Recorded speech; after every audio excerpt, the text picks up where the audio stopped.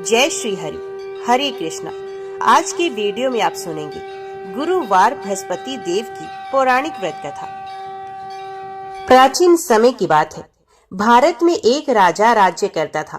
वे बड़ा प्रतापी तथा दानी था। वे नित्य प्रति मंदिर में भगवत दर्शन करने जाता था। वे ब्राह्मण और गुरु की सेवा किया करता था। उसके द्वार से कोई भी याचक निराश होकर नहीं लौटता था।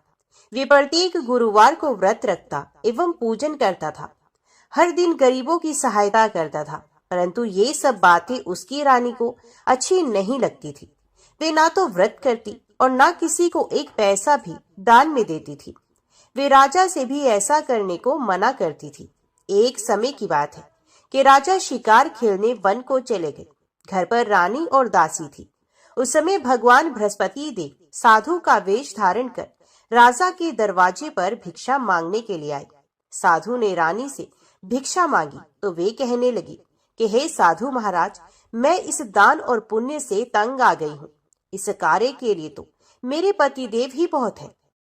अब आप ऐसी कृपा करें कि ये सारा धन नष्ट हो जाए तथा मैं आराम से रह सकूं।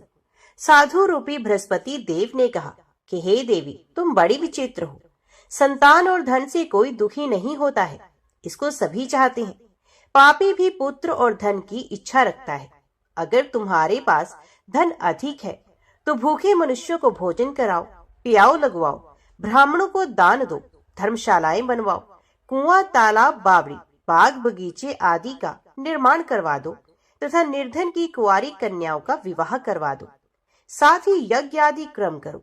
इस प्रकार के कर्मों से आपके कुल का और आपका नाम परलोक में भी सार्थक होगा एवं तुम्हें भी स्वर्ग की प्राप्ति होगी। परंतु रानी साधु की इन बातों से खुश ना हुई। उसने कहा, हे साधु महाराज, मुझे ऐसे धन की आवश्यकता नहीं जिसको मैं अन्य लोगों को दान देती फिरूं तथा जिसको रखने और संभालने में ही मेरा सारा समय नष्ट हो जाए। साधु ने कहा, हे देवी, यदि तुम्हारी ऐसी ही इच्छा है तो जैसा मैं तुम्हें बताता हूँ तुम वैसा ही करना। बृहस्पतिवार के दिन घर आंगन को गोबर से लिपना, अपने केशों को पीली मिट्टी से धोना, केशों को धोते समय स्नान करना, राजा से कहना कि वे हजामत करवाए, भोजन में मांस मदिरा खाना, कपड़े धोबी के यहाँ धुलने देना। इस प्रकार 7 बृहस्पतिवार करने से तुम्हारा सारा धन नष्ट हो जाएगा। ये कहकर साधु महाराज रूपी बृहस्पति देव अंतर ध्यान हो गए। रानी ने साधु के कहने के अनुसार 7 बृहस्पतिवार तक वैसा ही करने का विचार किया। साधु के बताए अनुसार कार्य करते हुए केवल 3 बृहस्पतिवार ही बीते थे कि उसकी समस्त धन संपत्ति नष्ट हो गई। भोजन के लिए दोनों समय परिवार तरसने लगा तथा सांसारिक भोगों से दुखी रहने लगे। तब राजा रानी से कहने लगा कि हे रानी, तुम यहाँ पर रहो, मैं दूसरे देश को जाता हूँ, क्योंकि यहाँ पर मुझे सभी मनुष्य जानते हैं, इसलिए मैं यहाँ पर कोई काम नहीं कर सकता। मैं परदेश जा रहा हूँ, वहां कोई काम धंधा कर लूंगा, शायद हमारे भाग्य बदल जाए। ऐसा कहकर राजा परदेश चला गया। वे वहां जंगल से लकड़ी काट कर लाता और शहर में बेचता। इस तरह जीवन व्यतीत करने लगा। इधर राजा के बिना रानी और दासी दुखी रहने लगी। किसी दिन एक समय भोजन मिलता और किसी दिन जल पीकर ही रह जाती।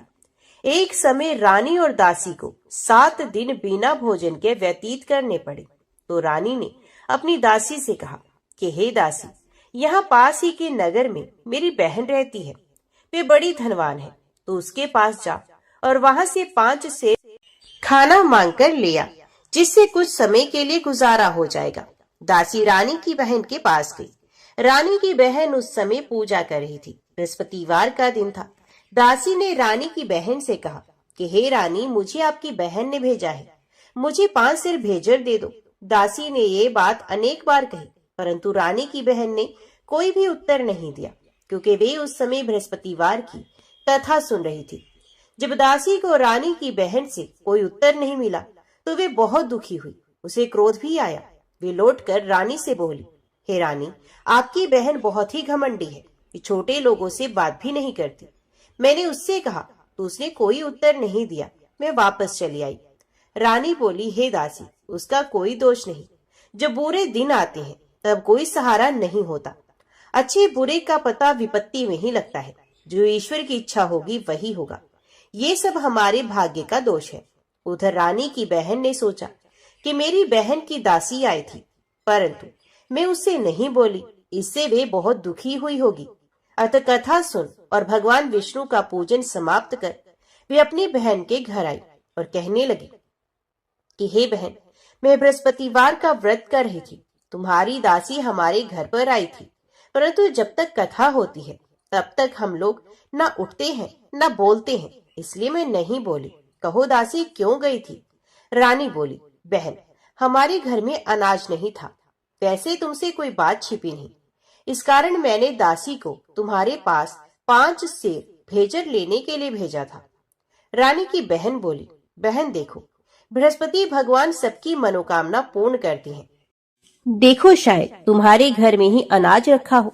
ये सुनकर दासी घर के अंदर गई तो वहां उसे एक घड़ा भेजर का भरा हुआ मिल गया। उसे बड़ी हैरानी हुई क्योंकि उसने एक एक बर्तन देख लिया था। उसने बाहर आकर रानी को बताया।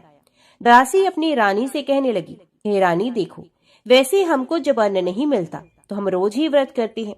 अगर इनसे इस व्रत की विधि और कथा पूछ ली जाए तो उसे हम भी कर लिया करेंगे। दासी के कहने पर रानी ने अपनी बहन से बृहस्पतिवार व्रत के बारे में पूछा। उसकी बहन ने बताया, हे रानी, बृहस्पतिवार को सूर्य उदय से पूर्व उठकर स्नान करके बृहस्पतिवार का व्रत करना चाहिए, लेकिन उस दिन सर नहीं धोना चाहिए। बृहस्पतिवार के दिन में चने की दाल और मुनक्का से विष्णु भगवान को केले के वृक्ष की जड़ से पूजन करें तथा दीपक जलाए। उस दिन एक ही समय भोजन करें। भोजन पीले खाद्य पदार्थ का करें तथा कथा सुने। इस प्रकार करने से गुरु भगवान प्रसन्न होते हैं, अन्न पुत्र धन देते हैं। इस तरह व्रत और पूजन की विधि बताकर रानी की बहन अपने घर लौट गई। रानी और दासी दोनों ने निश्चय किया कि वे बृहस्पति देव भगवान का पूजन जरूर करेंगी। 7 दिन के बाद जब बृहस्पतिवार आया तो उन्होंने व्रत को रखा। घुड़साल में जाकर चना और गुड़ बीन लाई तथा उसकी डाल से केले की जड़ में विष्णु भगवान का पूजन किया। अब भोजन कहाँ से आए? दोनों बड़ी दुखी हुई, परंतु उन्होंने व्रत किया था, इस कारण देव बृहस्पति भगवान प्रसन्न हो गए। वे एक साधारण व्यक्ति के रूप में 2 थालों में सुंदर पीला भोजन लेकर आए और दासी को देकर बोले, हे दासी, ये भोजन तुम्हारे और रानी के लिए है, तुम दोनों करना।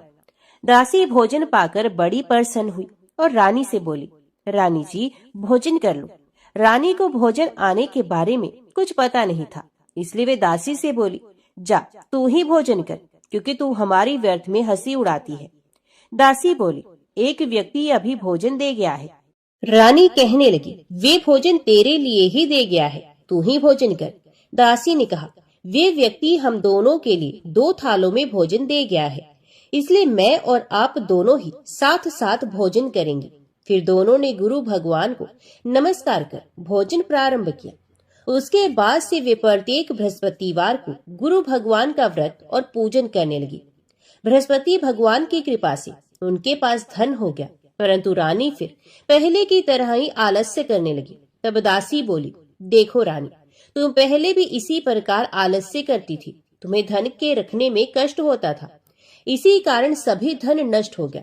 अब गुरु भगवान की कृपा से धन मिला है तो फिर तुम्हें आलस्य होता है। बड़ी मुसीबतों के साथ हमने ये धन पाया है, इसलिए हमें दान पुण्य करना चाहिए।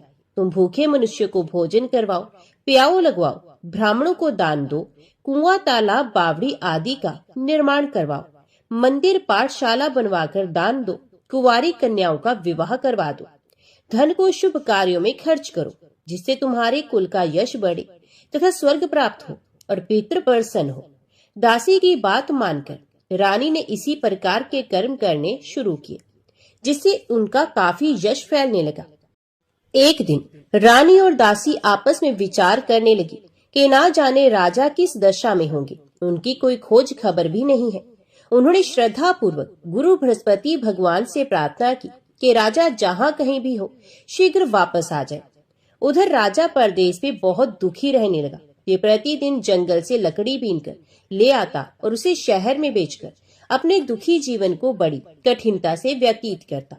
एक दिन दुखी हो अपनी पुरानी बातों को याद करके वे रोने लगा और उदास हो गया। उसी समय राजा के पास बृहस्पति देव साधु के वेश में आकर बोले, हे लकड़हारे, तुम इस सुनसान जंगल में किस चिंता में बैठे हो, मुझे बताओ। ये सुनकर राजा के नेत्रों में जल भर आया। साधु की वंदना कर राजा ने अपनी संपूर्ण कहानी सुना दी। महात्मा दयालु होते हैं। वे राजा से बोले, हे राजा, तुम्हारी पत्नी ने बृहस्पति देव के प्रति अपराध किया था, जिसके कारण तुम्हारी ये दशा हुई। अब तुम चिंता मत करो, भगवान तुम्हें पहले से भी अधिक धन देंगे। देखो, तुम्हारी पत्नी ने बृहस्पतिवार का व्रत प्रारंभ कर दिया है। अब तुम भी बृहस्पतिवार का व्रत करके चने की दाल व गुड़ जल के लोटे में डालकर केले का पूजन करो, फिर कथा कहो या सुनो।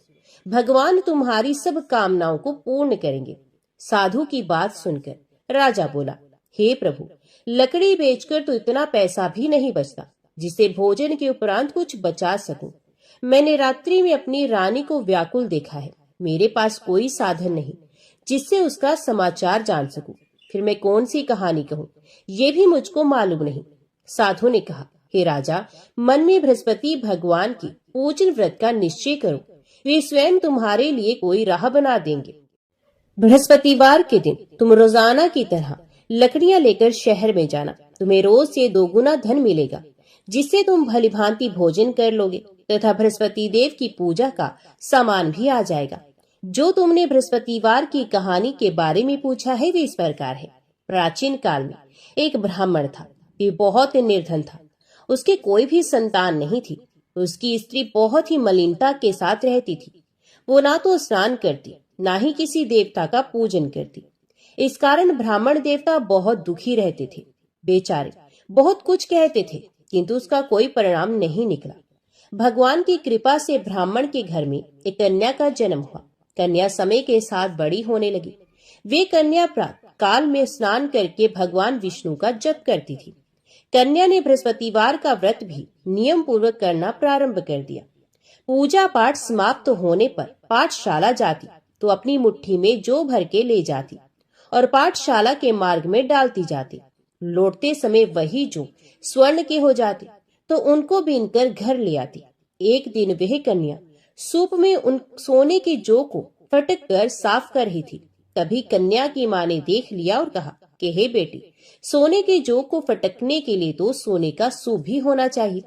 दूसरे दिन बृहस्पतिवार का दिन था।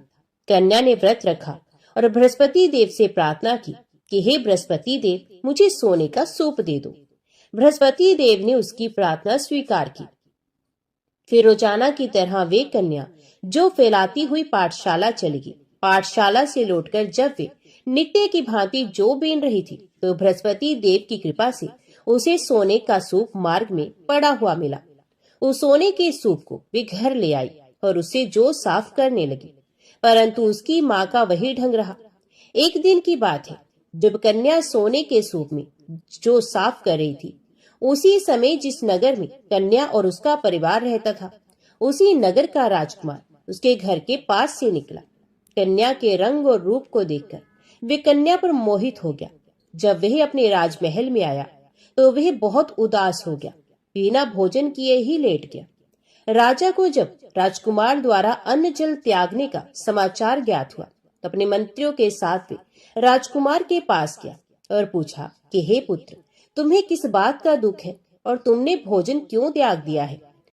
राजकुमार ने कहा कि हे पिताश्री, मुझे किसी बात का दुख नहीं, परंतु मैं उस लड़की से विवाह करना चाहता हूँ जो सोने के सूप में सोने के जौ साफ कर रही थी।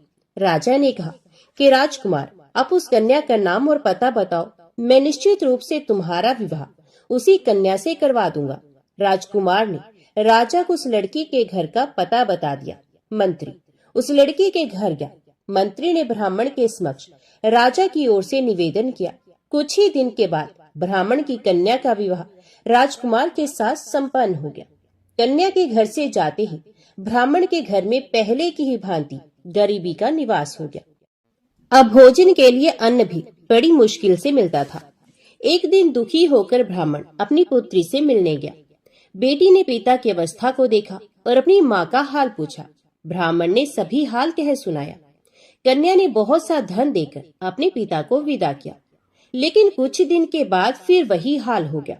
ब्राह्मण फिर अपनी कन्या के यहाँ गया और सभी हाल कह सुनाया।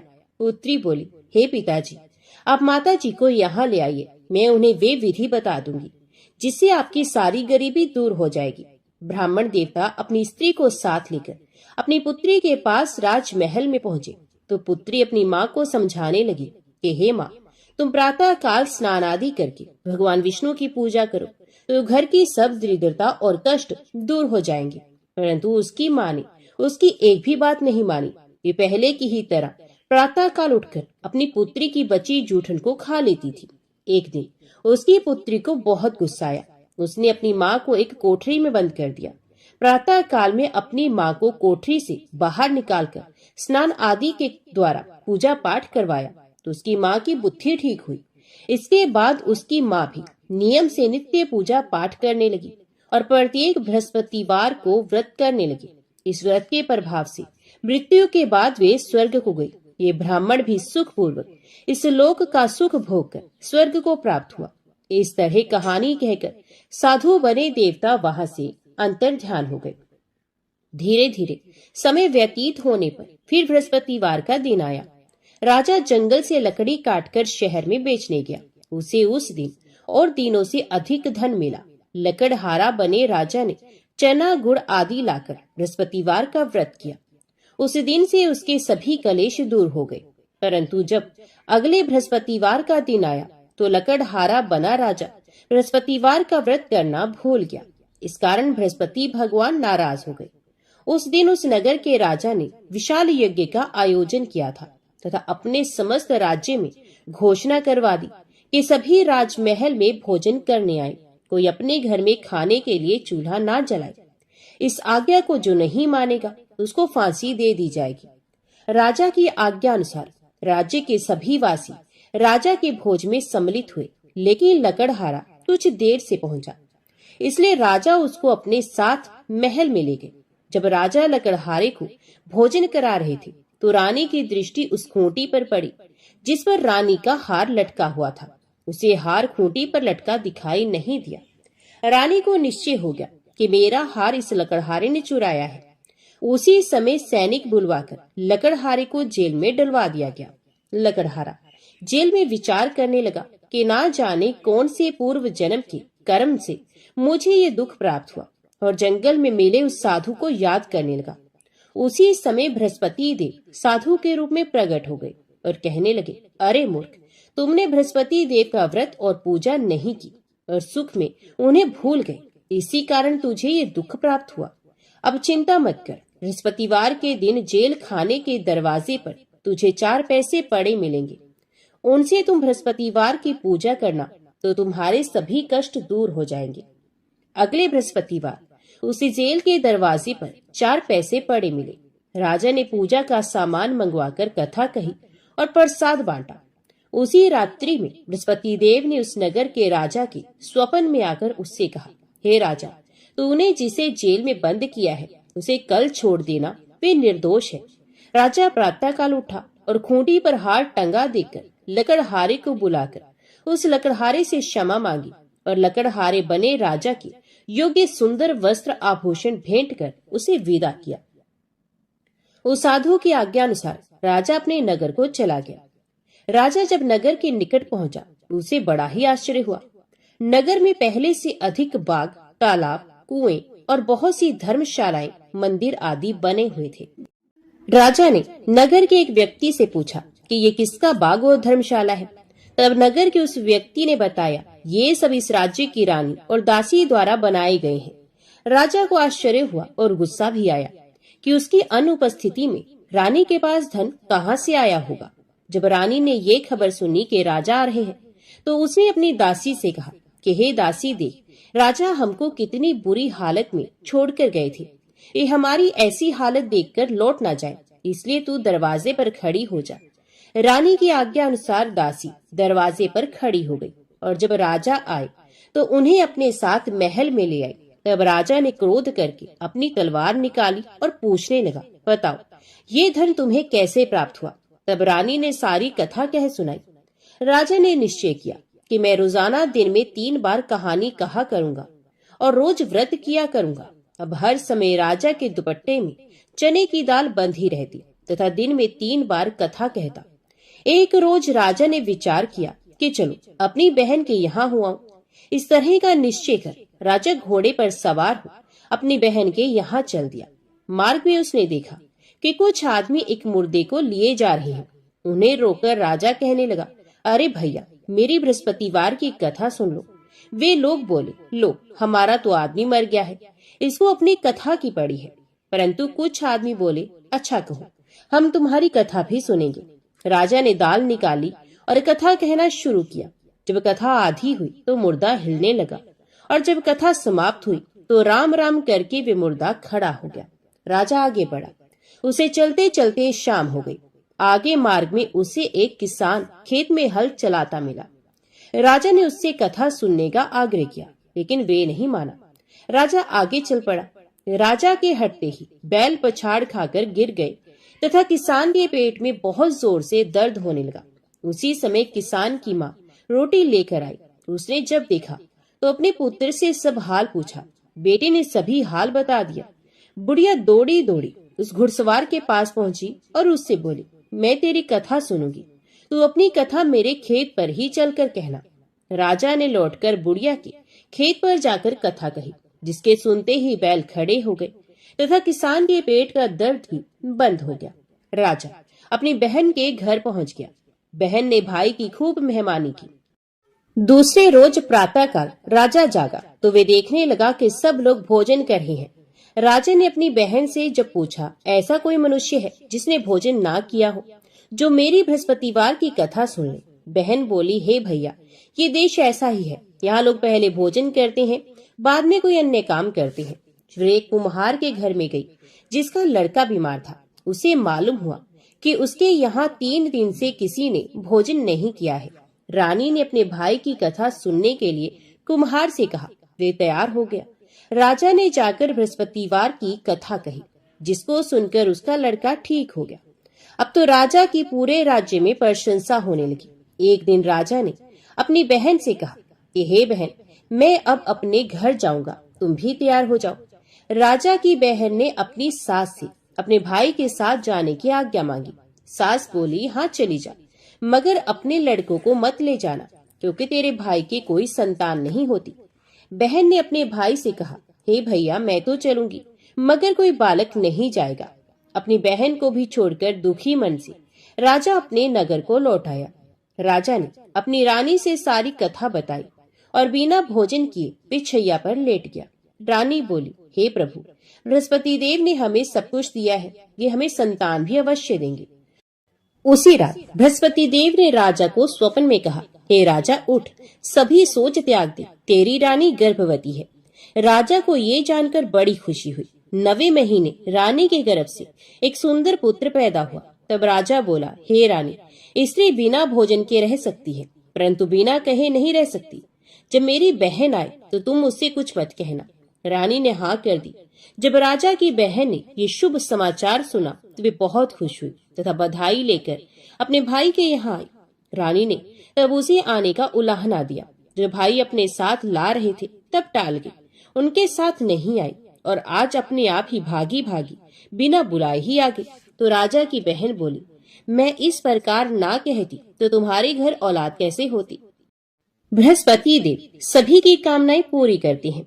जो सद्भावना पूर्वक बृहस्पतिवार का व्रत करता है एवं कथा को पढ़ता है अथवा सुनता है और दूसरों को सुनाता है, बृहस्पति देव उसकी सभी मनोकामनाएं पूर्ण करती हैं, उनकी सदैव रक्षा करती हैं। जो संसार में सद्भावना से गुरु देव का पूजन एवं व्रत सच्चे हृदय से करते हैं, उनकी सभी मनोकामनाएं वैसे ही पूर्ण होती हैं जैसी सच्ची भावना से रानी और राजा ने बृहस्पति देव की कथा का गुणगान किया, तो उनकी सभी इच्छाएं बृहस्पति देव जी ने पूर्ण की। अनजाने में भी बृहस्पति देव की उपेक्षा न करें, ऐसा करने से सुख शांति नष्ट हो जाती है। इसलिए सबको कथा सुनने के बाद प्रसाद लेकर ही जाना चाहिए। हृदय से उनका मनन करते हुए जयकारा बोलना चाहिए। तो सब प्रेम से बोलो, बृहस्पति भगवान की जय। भगवान के सच्चे विश्वासी भक्त प्रेम पूर्वक निरंतर भजन करते हैं, परंतु भजन के बदले में कुछ भी नहीं चाहते। संसार के सुख दुखों की तो उन्हें परवाह नहीं होती। स्वर्ग सुख को भी वे तुच्छ समझते हैं। यहाँ तक कि मोक्ष और साक्षात भगवत प्राप्ति का लोभ भी उन्हें भजन से डिगा नहीं सकता। वे भजन करते हैं, क्यों करते हैं इसका उनके पास जवाब नहीं होता, परंतु ये निश्चित है कि भजन किए बिना उनसे क्षण भर भी नहीं रहा जाता। उनके लिए भजन का त्याग उतना ही असाध्य है जितना जीवन के लिए प्राणों का। वस्तुत ये उदाहरण भी भक्त के द्वारा होने वाले भजन की तुलना नहीं कर सकता। ये तो समझने के लिए एक संकेत मात्र है। जो लोग सांसारिक भोग सुखों की प्राप्ति में भजन का सुफल होना समझते हैं और इसी में भगवत कृपा मानते हैं तथा सांसारिक विपत्तियों और कष्टों में भगवान को भूल जाते हैं, कोसते हैं, उनकी अकृपा मानते हैं और कहीं कहीं तो भगवान के दया तथा उनके अस्तित्व पर संदेह करने लगते हैं, वे वस्तुत बड़े ही दयनीय हैं। ऐसे लोग भजन के प्रेमी भक्त नहीं हैं। ये तो लेन देन करने वाले व्यापारी, उनमें भी अविश्वासी मात्र हैं। हमारे भक्त राज श्री प्रताप राय जी उपयुक्त प्रकार के एक महान विश्वासी भक्त थे। युवावस्था के कुछ काल को छोड़कर इनके जीवन का मध्यकाल सांसारिक दृष्टि से दुख सागर में ही डूबते उतराते बीता, परंतु ये सदा ही अपने आनंद में मगन रहे। किसी भी दुख की ताकत नहीं हुई कि वे इनके दिल पर कुछ भी असर डाल सके। भक्त प्रताप राय जी क्षत्रिय थे। उनके पूर्वज बहुत समय से बंगाल में जा बसे थे। इनकी भाषा, वेश तथा चाल चलन में काफी बंगालीपन आ गया था, परंतु खान पान शुद्ध था। श्री गोपाल जी की भक्ति तो इनकी मानो बपोती थी। चारों ओर आमिष भोजी शक्ति उपासकों से घिरे रहने पर भी इनके परिवार में वैष्णवता का मानो अखंड एक क्षत्र साम्राज्य था। पश्चिम बंगाल के हरसोला नामक गांव में ये रहते थे। इनके पिता का नाम भानु राय और माता का नाम कुसुमी था। दोनों बड़े ही धार्मिक और भक्त थे। इनके पास जमीन थी और उसमें काफी अनाज होता था। पशुधन भी पर्याप्त था। कुछ महाजनिकन काम करते थे। उचित ब्याज पर आसपास के गांव वालों को रुपए दिया करते थे। अपनी स्थिति में ये मस्त थे। घर की आवश्यकता के अनुसार इनको किसी बात की कमी नहीं थी। प्रताप राय इस भगवान दंपत्ति के एकमात्र लाडले पुत्र थे। माता पिता ही संतान के सबसे पहले गुरु होते हैं। बच्चों का दुलार तो अवश्य ही करना चाहिए, परंतु ऐसा नहीं करना चाहिए जिससे उनमें बुरी आदत पड़े और आगे चलकर उसका बुरा फल उन्हें भोगना पड़े।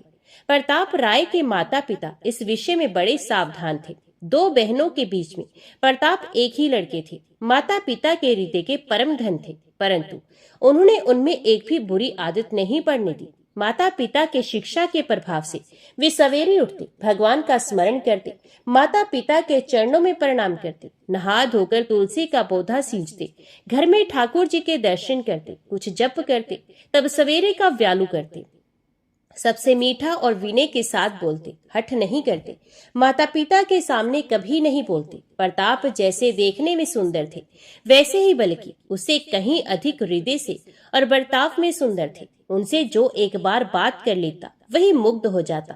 माता पिता ने प्रताप में कष्ट सहने की भी आदत डाली थी।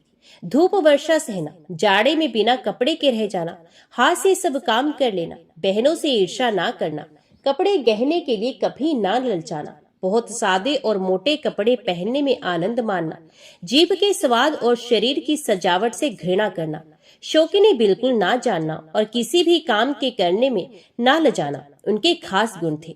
वे कोई भी चीज अकेले नहीं खाते, पहले अपने बहनों को देते तब खाते। बहनें भी उनसे बहुत प्यार करती। इस प्रकार प्रताप राय का लड़कपन माता पिता की देख रेख में बहुत ही आनंद से बीता। प्रताप राय की बड़ी बहन का नाम लक्ष्मी था और छोटी का नाम माधवी। लक्ष्मी का विवाह तो पहले ही कर दिया गया था। प्रताप राय का विवाह 13 साल की उम्र में और माधवी का 11 साल की उम्र में कर दिया गया था। दोनों को विवाह 5-7 दिनों के अंतर से एक ही साथ हुए। प्रताप राय के विवाह के बाद 10 साल तक भानु राय जीवित रहे। इसी बीच में घर का सब काम प्रताप राय करने लगे। प्रताप राय के एक पुत्र भी हो गया। प्रताप राय जब 23 वर्ष के हुए तब पिता भानु राय का देहांत हो गया।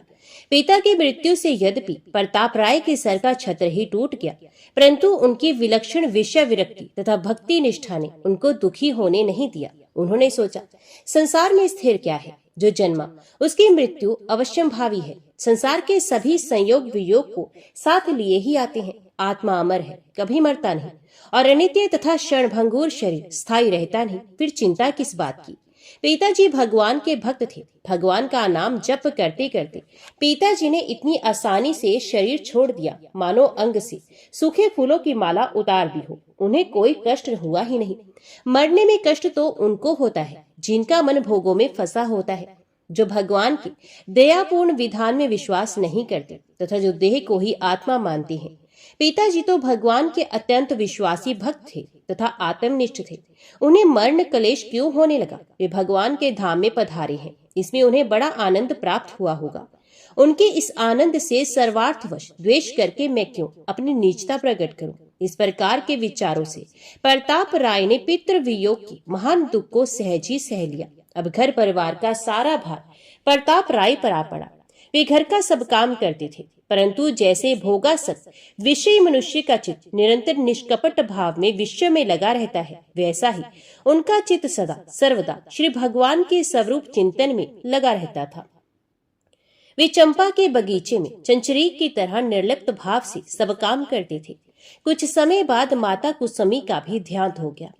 दिन रात माता की सेवा में लगे रहने वाले प्रताप राय ने मंगल में भगवान का विधान मानकर मातृ वियोग के कष्ट को भी सहर्ष सहन कर लिया। अब उनके जीवन में नित्य नए नए संकट आने लगे, मानो भगवान उनकी विशुद्ध भक्ति की बड़ी कड़ी परीक्षा ले रहे हो। परंतु जैसे सोना तपाए जाने पर और भी खरा हो जाता है, वैसे ही कष्टों से तप तप कर उनका भक्ति रूपी स्वर्ण अधिकाधिक निर्मल, उज्जवल और महान उच्च श्रेणी का होने लगा। कुछ वर्षों बाद प्रताप राय के एकमात्र पुत्र दीनबंधु राय का भी 12 वर्ष की उम्र में देहांत हो गया। पुत्र की मृत्यु के समय प्रताप राय और उनकी पतिव्रता पत्नी मालती ने जिस धैर्य, भगवत निष्ठा तथा कर्तव्य परायणा का परिचय दिया, ये सर्वथा स्तुत्य है। दीनबंधु को सन्निपातिक ज्वर हो गया था। माता पिता ने यथासाध्य उसकी चिकित्सा कराई और भली भांति सेवा की। दोनों जने पुत्र की चारपाई के पास बैठे उसे दिन रात भगवान नाम और भगवान की लीला कथा सुनाते तथा उसके मन में संसार की असारता एवं भगवान की ही एकमात्र नित्य सत्ता का अनुभव कराने की चेष्टा करते। दिन रात की हरि चर्चा से मरणासन बालक दीनबंधु का चित्त जगत से हट गया और वे एकमात्र श्री भगवान में लग गया। इसी अवस्था में उसकी मृत्यु हो गई। यही तो वास्तविक आत्मीयता और सच्ची सेवा है। इकलौता लड़का था, परंतु भगवत विश्वासी प्रताप राय तथा मालती ने परस्पर विचार करके यही निश्चित किया, ये सब श्री भगवान की लीला है। भगवान ने इसे दिया था इसके द्वारा अपनी सेवा कराने के लिए। जब तक उनकी इच्छा रही, इसके द्वारा सेवा करने का सौभाग्य उन्होंने हम लोगों को दिया। अब वे हमें दूसरी सेवा में नियुक्त करना चाहती हैं। इसमें चिंता की कौन सी बात है? संसार तो उनकी लीला स्थली है, फिर मृत्यु है भी क्या वस्तु? ये तो जीवन नाटक का एक पर्दा है, जिसके हुए बिना नाटक की शोभा होती ही नहीं।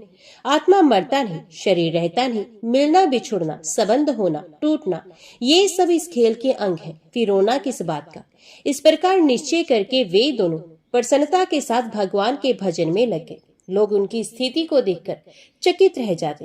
कुछ समय के बाद उनकी छोटी बहन माधवी के पति वल्लभ राय रोगशैया पर पड़ गए। बड़ी बहन लक्ष्मी को ये विश्वास था कि तेरे भाई प्रताप राय बड़े ही भक्त हैं, ये यदि भगवान से प्रार्थना कर देंगे तो वल्लभ की मृत्यु नहीं होगी। लक्ष्मी ने भाई को इसके लिए अनुरोध किया। प्रताप राय निष्काम भक्त थे। वे जानते थे कि भगवान की भक्ति करके बदले में कुछ चाहना भक्ति को बेचना है। जो लोग भक्ति के बदले में धन, पुत्र, मान, यश, जीवन आदि चाहते हैं, वे वस्तुत भगवान की तथा उनकी भक्ति की महत्ता जानते ही नहीं। वे साध्य तो असल में मानते हैं उन पुत्र, धन आदि नश्वर वस्तुओं को और भगवान को बनाते हैं उनकी प्राप्ति का साधन। ऐसी भक्ति वास्तव में भगवान की भक्ति नहीं है, ये तो उन विषयों की भक्ति है, क्योंकि उनका दर्जा भगवान से भी ऊंचा मान रखा है। वे ये भी जानते थे कि शरीर नश्वर है और यहाँ के सभी संबंध आरोपित है। इन आरोपित संबंध वाले अपने तथा अपने आत्मियों के शरीरों के लिए भगवान से प्रार्थना करना मूर्खता मात्र है। परंतु वे बहन के अनुरोध को टाल नहीं सके। उन्होंने कहा, अच्छी बात है, मैं कल भगवान से प्रार्थना करूंगा। प्रताप राय की इस बात से लक्ष्मी को बहुत आश्वासन मिला। रात का लगभग तीसरा पहर था। बहनोई के बिस्तर के पास ही प्रताप राय बैठे थे। उन्हें तंद्रा सी आ गई। उन्होंने देखा कमरा अपूर्व ज्योति से जगमगा उठा। भगवान के दिव्य शरीरधारी 4 पार्षद अत्यंत सुंदर विमान लेकर खड़े हैं और मुस्कुराते हुए कह रहे हैं, वल्लभ तुम बड़े पुण्यशील और भगवत भक्त हो। पूर्व जन्म में ही तुम भगवान के दिव्य धाम में पहुंच गए होते, परंतु माधवी के साथ तुम वचनबद्ध थे, इसी से तुम्हें एक जन्म और लेना पड़ा। माधवी भी परम साध्वी है। तुम्हारे देह त्याग के बाद वे भी सती होकर तुम्हारे ही साथ भगवान के परम धाम में पहुंच जाएगी। परंतु मालूम होता है प्रताप राय इस विधान को पलटना चाहते हैं। ये तुम्हारे जीवन के लिए भगवान से प्रार्थना करने वाली है। यदि उन्होंने भगवान से तुम्हारा जीवन मांगा तो भगवान उनकी प्रार्थना सुन लेंगे और तुम्हारा दिव्य धाम गमन रुक जाएगा। हम लोग तुम्हें लेने आए हैं, परंतु प्रताप राय की चित्तवृत्ति देकर रुके खड़े हैं। बोलो बोलो, तुम क्या कहते हो? वल्लभ की आत्मा ने कहा, भगवान मुझे अभी ले जाओ। अनंत काल की साध आज पूरी हो रही है, इसमें क्षण भर का भी विलंब क्यों हो? प्रताप राय जी बड़े भक्त हैं, वे भला भगवान के मंगल विधान के विरुद्ध अपनी कोई इच्छा क्यों करेंगे? आप शीघ्रता कीजिए, अब मैं पल भर भी इस देह के बंधन में नहीं रहना चाहता। इतने में ही प्रताप राय की आंखें खुल गई। उन्होंने वल्लभ के चेहरे की ओर देखा। वल्लभ चेतनाहीन थे, परंतु उनके चेहरे पर तेज छिटक रहा था और होठों पर हंसी नाच रही थी। समीप बैठी माधवी को भी तंद्रा आ गई थी। वे चौंक कर उठी। उसने एक बार वल्लभ के मुख की ओर देखा और प्रताप राय से कहा, भैया मैंने एक बड़ा ही विचित्र सपना देखा है। भगवान के पार्षद पति देव को लेने आए हैं। मुझको उन्होंने वैकुंठ धाम का परम दिव्य आनंद दिखाया और कहा कि तुम भी साथ चलो, परंतु तुम्हारे भैया इसमें बाधक हो रहे हैं, उन्हें समझाओ। इतना कहकर वे फिर चेतनाहीन हो गई। थोड़ी देर के बाद पुनः जगकर कहने लगी, भैया मेरे स्वामी और मैं, हम लोग मरते नहीं हैं, हम तो दिव्य आनंद धाम की यात्रा कर रहे हैं। तुम भैया इसमें बाधा क्यों देने लगी? हमारे सुख में तो तुम्हें सुखी होना चाहिए। माधवी स्वप्न का सारा हाल सुना गई। सारा का सारा स्वप्न वही था जो प्रताप राय ने देखा था। एक बात विशेष थी, माधवी स्वप्न में वैकुंठ धाम की यात्रा करके वहां की अपूर्व सुख शोभा भी देख आई थी। प्रताप राय चकित हो गए। उन्होंने मन ही मन कहा, आहा मैं भगवान के विधान के विरुद्ध अपनी इच्छा प्रकट करके कितनी मूर्खता करने जा रहा था। वे मंगल में निरंतर हमारा परम मंगल करने में लगे रहते हैं। हम अदूरदर्शी मनुष्य विषय शक्ति के कारण अपना परम मंगल नहीं देखते और नरक के कीड़े की भांति विषय रूपी नरक में ही पड़े रहना चाहते हैं। सर्वदर्शी सर्वंतर्यामी सबके सहज कल्याणकामी भगवान से किस कल्याण के लिए प्रार्थना की जाए, उनसे तो कुछ भी मांगना ही वास्तव में ठगाना है। ना मालूम वे हमारा कैसा और कितना कल्याण सोचते हैं। हम यदि कुछ भी मांगते हैं तो वहां तक तो हमारी बुद्धि की पहुंच होती नहीं। अज्ञानी रोगी के कुपथे चाहने की भांति भ्रमवश हम कोई ऐसी चीज चाह बैठते हैं जो भगवान के सोचे हुए कल्याण से बहुत ही नीची होती है। कहीं कहीं तो उससे सर्वथा विपरीत वस्तु ही मांग लेते हैं। भगवान दयालु हैं, वे भजन के बदले में ऐसी कोई वस्तु हमें देते नहीं जो हमारा अकल्याण करे, परंतु हमारा परम कल्याण रुक अवश्य जाता है। इसलिए भगवान से कुछ भी मांगना मूर्खता के सिवा और कुछ नहीं है। बस इसी समय वल्लभ ने एक बार आंखें खोली और सबके देखते ही देखते उनका ब्रह्मांड फट गया।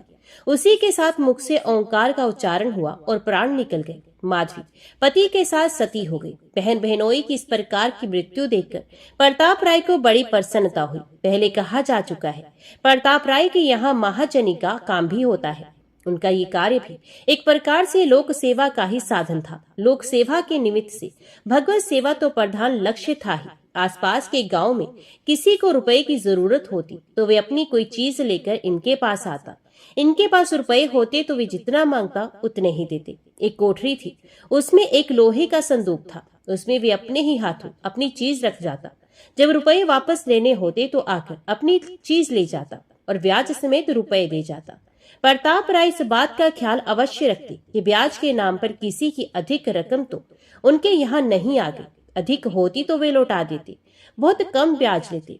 लोगों को इनके इस व्यवहार से बड़ी सुविधा थी। इनको भी कोई झंझट नहीं था, सिर्फ खाते में रुपए नाम जमा करने पड़ते थे। सारा काम विश्वास और ईमानदारी पर चलता था। प्रताप राय के दादा के समय से इसी प्रकार काम होता आ रहा था। होनहार की बात थी, कुछ लोगों के मन में बेईमानी पैदा हुई। प्रताप राय से अकारण डाह रखने वालों ने भी साथ दिया। उन्होंने षड्यंत्र रचकर उनके विश्वास और सत्यप्रियता से अनुचित लाभ उठाना और उन्हें अपमानित करना चाहा। 4 षड्यंत्रकारियों ने समय समय पर अलग अलग आकर इनसे रुपए उधार लिए। रुपए के बदले में एक आदमी एक डिब्बा रख गया। 3 आदमी 3 थैलियां रख गए। डिब्बे वाले ने कहा इसमें बेशकीमती गहने हैं और थैली वाले ने कहा इसमें सोना चांदी है। प्रताप राय ने सदा की भांति कह दिया, जो कुछ हो रख दीजिए, जब रुपए देने आए तो अपना देखकर ले जाइएगा। वे लोग चले गए।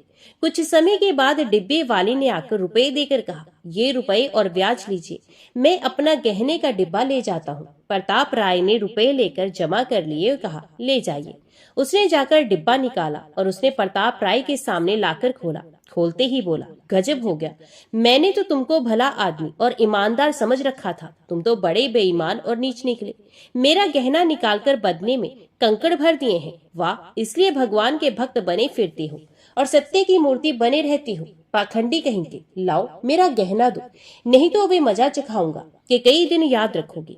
प्रताप राय उसकी बात सुनकर सहम गए और बड़ी शांति से नम्रता पूर्वक बोले, भाई मैंने तो तुम्हारे डिब्बे को छुआ तक नहीं, तुम जैसे रख गए थे वैसे ही पड़ा है। उसने कहा, तब मैं तो कंकर भरकर रख गया था, तुम तो राजा हरिश्चंद्र ठहरे। अरे भले आदमी, तुम्हारी कलई खुल गई है, पाप का घड़ा आखिर तो फूटता ही है। खैर, अभी चुपके से मेरे गहने ला दो तो बच सकती हो। प्रताप राय ने गहना लिया ही नहीं था, ला कहां से देते। इधर वे जानबूझकर शरारत पर उतरा हुआ था, समझाने से कैसे मानता। जागते को कोई क्या जगाए, उसको तो बात बढ़ानी ही थी। वे मन माना बकने झकने लगा। प्रताप सिर नीचे किए चुपचाप सब सुन रहे थे। इतने वे तीनों भी आ गए। उन्होंने भी रुपए देकर अपनी अपनी थैलियां निकाली। थैलियों में सोना चांदी तो था ही नहीं, उनमें भी कंकड़ पत्थर ही निकले। अब तो 1 के 4 हो गए। उन्होंने गालियों की झड़ी लगा दी। इतने में षड्यंत्रकारियों की पहले सी की हुई व्यवस्था के अनुसार 8-10 आदमी और भी आ पहुंचे और झूठे ही कहने लगे कि इसने पहले हम लोगों के साथ भी ऐसा ही दगा किया था। गांव के सैकड़ों आदमी इकट्ठे हो गए। अब प्रताप राय को कौन सच्चा मानता।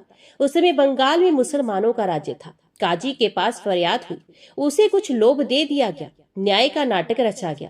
प्रताप राय को जेल की सजा हो गई और उनके घर द्वार खेत जमीन सहित सारी संपत्ति जब्त कर ली गई। काजी ने तथा षड्यंत्रकारियों ने आपस में बंटवारा कर लिया। प्रताप राय की पत्नी मालती को हाथ पकड़कर घर से बाहर निकाल दिया गया। इस प्रसंग में प्रताप राय को अपने पराये सभी के द्वारा अत्यंत अपमानित होना पड़ा। वे सबकी दृष्टि में चोर और बेईमान साबित हो गए। विपत्ति की सीमा हो गई। साधारण मनुष्य होता तो ऐसी स्थिति में भगवान का भजन छोड़ ही देता, बल्कि उन्हें कोसता और शायद कहता कि मैंने जीवन भर भजन किया, यदि कहीं कोई भगवान होता तो क्या इतना अन्याय हो सकता। सो भी मुझे भजन करने वाले के साथ क्या भगवान मुझे बचाता नहीं। द्रौपदी और गजराज की सभी बातें झूठी हैं। ये सब वहम है। भगवान भगवान कुछ नहीं होता। परंतु प्रताप राय तो बहुत ही ऊंचे भक्त थे। कहावत के अनुसार उनके स्वच्छ निर्मल चित्ताकाश में जरा भी विकार का बादल नहीं पैदा हुआ। उनकी शांति ज्यों की त्यों बनी रही और वे सदा की भांति अनवरत भगवान का नाम चिंतन करते रहे। उनकी ये दशा देखकर कोई कहता, बड़ा पक्का चोर है, देखो ना, इसके चेहरे पर जरा भी उदासी नहीं आई। किसी ने कहा, दंभ की मूर्ति है, अभी महात्मा जैसी शक्ल बना रखी है। इतना बड़ा पाखंडी तो हमने आज ही देखा। कोई बोला, यही तो घोर कलयुग का लक्षण है। मुंह में राम, बगल में छुरी। वाह वाह, जितने मुंह उतनी बातें। चारों ओर से गालियों की तथा व्यंग्य वाक्यों की बौछार हो रही थी, परंतु प्रताप राय अपनी भूमिका पर अटल थे। उनके होठों पर मुस्कुराहट थी और मुख पर अपार शांति। जेल जाते समय उन्होंने अपनी स्त्री से कहा, मालती सावधान, भगवान के मंगल में विधान पर जरा भी मन मैला ना करना। ना मालूम वे किस किस स्वांग में आते हैं। तुम अपने नेहर भाई के पास चली जाओ, भगवान का विधान होगा तो फिर मिलना होगा। उनकी इस बात को सुनकर मालती के नेत्रों से आंसू की बूंदें टपक पड़ी। वे भाई के घर चली गई। प्रताप राय जेल की काल कोठरी में निवास करने लगे। उनके भजन में तथा विश्वास में जरा भी कमी नहीं हुई। मालती घर से निकलते समय अपने ठाकुर जी को तथा उनके श्रृंगार की पिटारी को आंचल से ढककर ले आई थी। ये बात लोगों को मालूम हो गई। इस समय तो बच्चे बूढ़े सभी इनके विरोधी हो रहे थे। जनता के मत का वास्तव में कोई मूल्य नहीं होता, ये तो हवा के साथ बदलने वाला हुआ करता है। गांव के जो लोग एक ही दिन पहले प्रताप राय को महान भक्त और सत्यवादी समझते थे, वे ही आज उसे परले सिरे का धूर्त और बेईमान बताने लगे। जब आंख बदलती है तब सब कुछ अपने आप ही बदला हुआ नजर आता है। किसी ने जाकर काजी से शिकायत कर दी। काजी तो तुला ही बैठा था। झट मालती को पकड़वा मंगवाया। ठाकुर जी के गहने छीन लिए गए और जब्त जायदाद को चुराकर ले जाने के अपराध में मालती को भी जेल खाने में भेज दिया गया। जेल का दरोगा भला आदमी था। उसने मालती को प्रताप राय के ही साथ रखा। भगवान के विधान से मालती का जेल खाने में पहुंचना मालती और प्रताप दोनों के लिए सुखकर हो गया। दोनों मिलकर एक चित्त से श्री भगवान का भजन करने लगे। प्रताप राय का भाव बहुत ही प्रशंसनीय था। एक दिन रात के समय प्रताप राय भगवान की स्तुति कर रहे थे। मालती भी चुपचाप चित्त के द्वारा उनके सुर में सुर मिला रही थी। प्रताप राय ने कहा, भगवान तुमने बड़ा ही अनुग्रह किया, जो सब झंझटों से छुड़ाकर हम लोगों के लिए जबरदस्ती एक एकांतवास की सुविधा कर दी। हम लोगों का तो परम धन तुम्हारा भजन ही है। इस सुविधा के कारण हमें ये परम धन सहूलियत से प्राप्त हो रहा है। हे नाथ, ऐसी कृपा करो जिससे तुम्हारे भजन में हमारी आसक्ति अत्यंत दृढ़ और पूर्ण हो जाए। यहाँ तक कि तुम्हारे मिलने पर भी तुम्हारा भजन बढ़ता ही रहे। हमें और कुछ नहीं चाहिए। दर्शन भले ही मत दो, हम ना तुम्हारे दर्शन के योग्य हैं, न हमारा अधिकार है, न हमें तुम्हारी इच्छा के विपरीत तुम्हारे दर्शन की उत्कंठा ही है। हम तो हे दया में बस तुम्हारा भजन करना चाहते हैं। तुम दर्शन दो और कहीं भजन छीन लो तो हमें तुम्हारे ऐसे दर्शन की भी इच्छा नहीं। कृपा करो प्रभु। निष्काम भक्त की वाणी सुनकर और उनके हृदय का भाव समझकर भगवान बड़े ही प्रसन्न हुए। जेल खाने की काल कोठरी धन्य हो गई। भगवान वहीं प्रकट हो गए। सहस्त्रों सूर्य के प्रकाश के समान वहां प्रकाश फैल गया। निर्भंग से खड़े हुए मुरली मनोहर श्री गोपाल जी ने प्रकट होकर भक्त दंपत्ति को गौरव मंडित कर दिया। भगवान की मनोहर झांकी के दर्शन कर प्रताप राय और मालती जगत की ओर अपनी सारी सुध बुध भूल गए। उनकी आंखें भ्रमर बनकर भगवान के मुख कमल मकरंद का अतृप्त होकर पान करने लगी। शरीर आनंद तिरेक से रोमांचित हो गए। नेत्रों से प्रेम की आंसुओं की धारा बह गई। वाणी रुक गई। वे दोनों भगवान के चरणों में गिर पड़े और कोमल चरणार विंदों का स्पर्श कर अत्यंत धन्य हो गए। भगवान ने कहा, वत्स प्रताप, बेटी मालती, मैं तुम लोगों की निष्ठा को देखकर बहुत ही प्रसन्न हूँ। जो लोग सांसारिक सुख और आराम के बदले में मेरा भजन बेच देते हैं वे बहुत ही भोले हैं। तुम्हारी बड़ी कठिन परीक्षा हुई। तुम पर बड़े बड़े संकट आए, परंतु तुम कभी विचलित नहीं हुए और किसी भी संकट के टल जाने के लिए भी कामना नहीं की। बात ये थी कि मैं तुम्हें विशेष रूप से अपनाना चाहता था। मैंने इसी से तुम्हारे पुराने कर्मों का बचा कुचा फल आत्मियों के वियोग, अपमान, कलंक और कारावास के रूप में भुगताकर तुम्हें कर्म मुक्त कर दिया है। अब तुम सब प्रकार से मेरे में प्रवेश करने योग्य बन गए हो। तुम जैसे ऐसी निष्ठा वाले भक्त मुझको बहुत ही प्यारे होते हैं। मेरे दर्शन बहुत ही दुर्लभ है। किसी साधना विशेष से ये नहीं होते। जो लोग दर्शन के लिए अत्यंत व्याकुल हो जाते हैं और जिनको एक एक पल युग के समान बीतता है, मेरे दर्शन उन भक्तों को, प्रेमी भक्तों को ही होते हैं। उनसे भी पहले उनको होते हैं जो दर्शन की भी परवाह नहीं करते, केवल अहेतुक प्रेम से निरंतर मेरा अनन्य भाव से भजन करते हैं। मेरे भजन के प्रताप से उनको संसार की कोई भी स्थिति प्रभावित नहीं कर सकती। तुम मेरे ऐसे ही भक्तों में से एक हो, इसलिए मुझे बहुत ही प्रिय हो। मालती भी तुम्हें पति रूप में प्राप्त करके धन्य हो गई। अब तुम्हारी जो इच्छा हो सो मांग लो। प्रताप राय ने कहा, भगवान तो हमारी सारी साध पूरी हो गई। अब हमें यही दीजिए जिसमें आपके भजन में हमारी और भी अधिक आसक्ति हो जाए। भगवान तथास्तु कहकर मुस्कुराते हुए तुरंत अंतर ध्यान हो गए। प्रताप राय की अनंत जन्मों की साधना भगवत कृपा से आज पूरी हो गई। इधर कुछ ही दिनों में काजी सहित चारों षड्यंत्रकारियों के शरीर कोढ़ से गलने लगे। गलित कुष्ठ से उनकी बुरी दशा हो गई। काजी की स्त्री बड़ी समझदार थी। उसने पहले ही निरपराध प्रताप राय को सताने और उनके घर द्वार लूटकर मालती को अनाथनी कर देने का विरोध कर दिया था। एक दिन मौका पाकर उसने पति से कहा, देखिए आपकी यह बीमारी मेरी समझ से भगवान के भक्त प्रताप राय को पीड़ा पहुंचाने का फल है। आप यदि मेरी बात माने तो उनको जेल से मुक्त कर दीजिए और उनसे क्षमा याचना कीजिए। काजी को पत्नी की बात जची। उसने प्रताप राय और उसकी पत्नी मालती को छोड़ दिया। इधर उन चारों दुष्टों को भी अपनी भूल समझ में आई। काजी के साथ उन चारों ने आकर प्रताप राय के चरणों में गिरकर अपना अपराध स्वीकार करते हुए क्षमा प्रार्थना की। उन्होंने कहा, आप सर्वथा निर्दोष हैं। हम बड़े ही नीच हैं जो हमने स्वार्थवश आप पर झूठा कलंक लगाया और आपको जेल खाने भेजा। आप हम लोगों को क्षमा करके भगवान से प्रार्थना कीजिए जिससे हम इस अत्यंत दुष्ट रोग से छूट जाएं। प्रताप राय ने कहा, भाइयों तुम्हारा इसमें कुछ भी दोष नहीं, तुम तो निमित्त मात्र थे। ये सब तो हमारे किए हुए कर्मों का फल था, परंतु इससे हमें परम लाभ हुआ। हमारी अनंत जन्मों की साध पूरी हुई। हम लोग तुम्हारे इस उपकार के लिए अत्यंत कृतज्ञ हैं। इतना कहकर उन्होंने भगवान से प्रार्थना करते हुए कहा, भगवान इन पांचों भूले हुए भाइयों का अपराध क्षमा होना चाहिए। इन्होंने काफी दंड भोग लिया है, फिर इन्होंने हमारा तो उपकार ही किया है। आप यदि कृपा करके इन्हें रोग मुक्त नहीं करेंगे तो हमें बड़ा ही दुख होगा। हे नाथ, हम आपकी शरण में हैं, रक्षा कीजिए, रक्षा कीजिए। इतना कहते ही अचानक उन पांचों के शरीर कंचन से हो गए। वे प्रताप राय के चरणों में गिर पड़े। अब तो गांव के सभी लोग, वे सभी लोग जिन्होंने झूठ मूठ ही प्रताप राय पर कलंक लगाने में सहायता दी थी, वहां आकर प्रताप राय और मालती के चरण छू छू कर उनसे बार बार क्षमा मांगने लगे। काजी ने उनकी जपत की हुई संपत्ति लौटा दी। प्रताप राय ने सारी संपत्ति गरीबों में बांट दी और दोनों स्त्री पुरुष संसार त्याग कर श्री धाम वृंदावन को चले गए। 30 साल वहां निरंतर भगवत भजन किया और फिर भगवान का नाम जपते जपते चित्त वृत्तियों को भली भांति भगवान में तल्लीन करके दोनों गोलोक को पधार गए। तो बोलो, भक्त और उनके भगवान की जय।